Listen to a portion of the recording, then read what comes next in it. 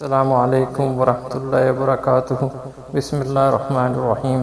میرے قابل احترام بھائیوں، بزرگوں، دوستوں اور قابل احترام حضرات، یہ رمضان آیا تھا اور آ کے ہمارے ہاتھوں سے ایسے نکل گیا جیسے ہاتھ میں سے ریت نکل جاتی ہے۔ کچھ دن اور باقی رہ گئے ہیں، اس میں کوشش کریں اپنے اللہ کے ساتھ دوستی ہو جائے، اللہ کے ساتھ جو ہمارا تعلق بن جائے۔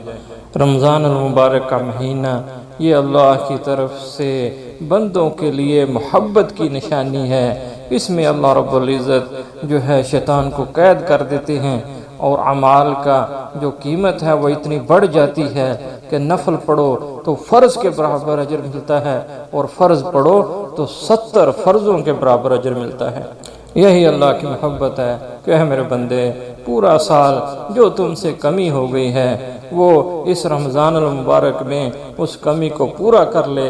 اور اب رمضان کے آخری دن چل رہے ہیں، یہ قبولیت کا وقت ہے، اللہ کے ہاں اعمال پیش ہونے کا وقت ہے، تو کوشش کریں ہمارے اعمال ایسے ہوں کہ اللہ کے سامنے پیش کیے جائیں تو اللہ ان کو قبول فرما لے۔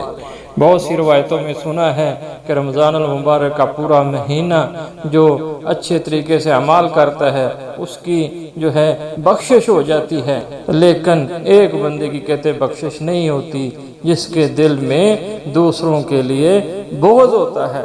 اور بغض کیا ہے کہ ایک دوسرے سے دشمنی رکھنا، میں نے اس کو نہیں چھوڑنا، میں نے اس کے ساتھ یہ کر دینا، اس نے مجھے یہ کہا میں اس کو یہ کہوں گا۔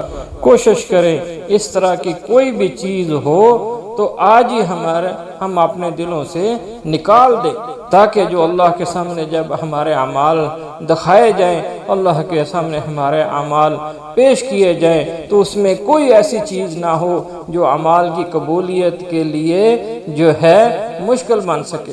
اگر کسی سے ناراضگی ہے تو اس ناراضگی کو ختم کر لو، اللہ کے لیے معاف کر دو۔ بزرگوں سے سنا ہے کہ جس کو معافی مانگنی آ گئی اور جس کو معاف کرنا آ گیا یہ دنیا کا سب سے بڑا انسان ہے اور کامیاب انسان ہے۔ ہم غیروں کی بات کیا کریں، کئی دفعہ قریبی رشتہ داروں میں بھی ایسے قطع تلقی ہو جاتی ہے اور جب پتہ چلتا ہے تو وہ اس میں بہت چھوٹی سی چیز نکلتی ہے کہ 10 سال پہلے اس نے مجھے یہ کہا تھا، 15 سال پہلے اس نے مجھے یہ کہا تھا۔ او میرے بھائیو، آپ سب کے سامنے ہاتھ جوڑ کے درخواست کرتا ہوں، چھوڑ دو ساری ایسی چیزیں اور مل کے چلنا سیکھو، مل کے چلنا سیکھو۔ جو مل کے چلتے ہیں ان کے اوپر اللہ کی رحمت نازل ہوتی ہے۔ ایک دوسرے کے لیے دلوں میں جگہ پیدا کرنے کی کوشش کرو اور کلمے کی بنیاد پر دوسروں کی عزت کرنے والے بن جاؤ۔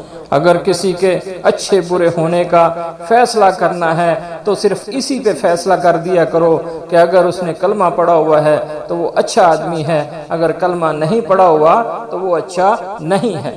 اپنے کلمے والے مسلمان بھائی سے کوئی ناراضگی ہے تو آج اس ناراضگی کو دور کر لو۔ ہم نے بزرگوں سے سنا ہے کہ جو غلطی پہ ہو، جس کی غلطی ہو اور وہ جھوٹا ہو، اگر وہ لڑائی ختم کرنے کے لیے صلح کی پہل کرتا ہے تو اس کو جنت کے کنارے پہ محل مل جائے گا، اور اگر کوئی سچا ہے، حق پہ ہے لیکن لڑائی ختم کرنے کے لیے صلح کے لیے پہل کرتا ہے تو اس کو جنت کے درمیان میں محل ملے گا۔ آج کل یہ بات بہت مشہور ہے، اس نے مجھے یہ کہا تھا، ابھی میں اس کا بدلہ نہ لوں تو میری ناک کٹ جاتی ہے۔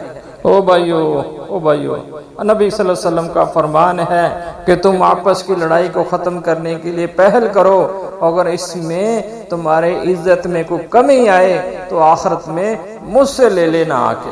اب اس کے سے بڑی اور کیا گارنٹی چاہیے ہم کو؟ اس لیے یہ درخواست کی جا رہی ہے آپ سے، رمضان ختم ہونے سے پہلے اپنے دلوں کو صاف کر لو، تو پھر عید والے دن جب ہم آپس میں گلے ملیں گے تو اللہ رب العزت فرشتوں کو کہے گا، دیکھو یہی ہیں وہ لوگ جن کے لیے جو ہے آپ نے کہا تھا کہ یا اللہ آپ انسان پیدا کرنے لگے ہو، یہ آپس میں لڑائی کریں گے، قتل و غارت کریں گے، یہ دیکھو اپنی دشمنیاں بلا کر آپس میں گلے مل رہے ہیں۔ تو ہو سکتا ہے ہماری بخشش کے لیے یہی کافی ہو جائے۔ اللہ رب العزت ہمیں کہنے سننے سے زیادہ عمل کی توفیق عطا فرمائے۔ جزاک اللہ خیر۔